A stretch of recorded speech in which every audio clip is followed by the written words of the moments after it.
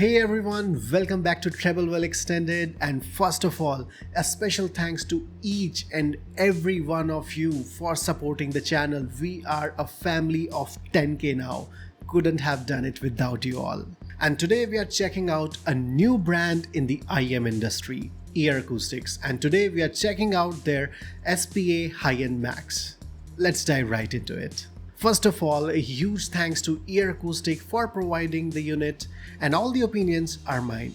I will leave the link in description, so do check out. Let's start with build, package and design, and for the unboxing experience, it's actually really good.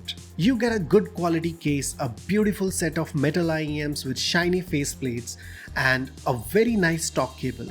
Ear tips are also included and they complement the IEM quite well. Now let's talk about the IEMs itself. These IEMs are tank built and very beautifully crafted. It's a full metal construction with a premium feel. The faceplates are jewel style with one side having the Ear Acoustic logo and the other a snake motif.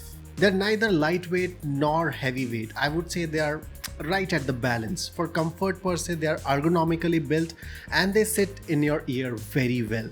There's no ear pressure buildup, however at the same time noise isolation is not very good. However, the ear tips that are supplied goes really well with this IM and you get enough noise isolation to move around. The included 2-pin cable is excellent. It feels premium, reminds me of the Whale cable that comes with MegaFest. Built well, soft to touch, premium feel and does not produce any microphonic, behaves really well. Excellent cable provided with this IM. Here are the specifications of Ear Acoustic SPA High-End Max. It's a 11.4mm single dynamic driver with 30 ohms of impedance and 109 decibel of sensitivity. It is not a hard IM to drive, so we are good on that side. However, at the same time, the IM has very good scalability. The SPA High-End Max follows a very old school V-shaped tuning, meaning boosted bass and treble with some recessed mids. However, it is not done as I expected it to be. Let's check it out in detail, starting with the bass. The bass has a strong mid-bass presence, at the same time very good sub-bass rumble as well. It holds a very good body and weight to it. However, it is not a very fast bass and sometimes decay takes a little bit longer. While it is a very enjoyable bass for almost all the genres, however in songs where you need a very fast and attacking bass, it can be a bit quirky, especially if you listen to something like classic rocks. And in addition to that, mids felt a bit recessed and distant, which in turns give you a sense of big openness or a big sound stage. However, not very coherent to the music. In the mids overall, I felt there was a lack of clarity and at the same time the timbre was a bit warm. While the male vocal sounded good, female vocal sounded distant. And I feel the major problem here that is happening in the mids is because of the treble. Treble on this IM is not very well planned for this kind of tuning. It feels very dampened and dull sometimes. It fails to give you that shimmer in the signature. Majorly it is happening because lack of brilliance and air in the treble. For example, in Welcome to the Jungle, the guitars have life, but cymbals lack that sparkle, and at the same time they sound very distant. Treble definitely needs more shimmer and extension, especially for this kind of signature. It definitely does. For technicalities, it has some good traits, some pseudo traits. Let me explain. For example, in sound staging, it has a very good open and holographic soundstage, and it is easily one of the strong traits of this IEM.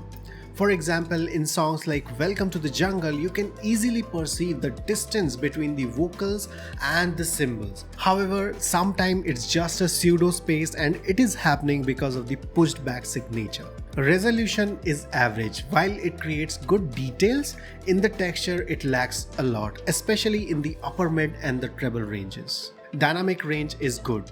Those whispers and the subtle kicks show up in the mix very easily. Overall, I would say it has average technicalities for the price range of $289. For comparison, now let's be honest. This price range is highly competitive right now. In fact, $200 is a price range that is producing a lot of bangers. Take a full P7 for an example. It punches way above its weight at just around $200, or Tangem Origin, which brings a very clean and well executed tuning. I'm not even talking about beasts like Cadenza 4, Blessing 3 or Estrella. Compared to these, SPA high-end Max just doesn't deliver that level of performance or refinement, I would say. It especially lacks in that upper mid or treble ranges. In conclusion, I would say it's a courageous effort that Ear Acoustic tried to bring that old school tuning back. However, it still lacks some of the execution in the IEM, especially in the upper mid ranges, and for that it really needs some work. I would give this a 2.5 out of 5 star. That is majorly because of the package and build it provides. With a little bit of refinement in treble, I would say this can be a highly competitive IEM, but for now it lacks that punch. Well, that's it for Ear Acoustic SPA high-end mix. Do let me know your thoughts in comments, do share, do subscribe, and I'll see you in the next one.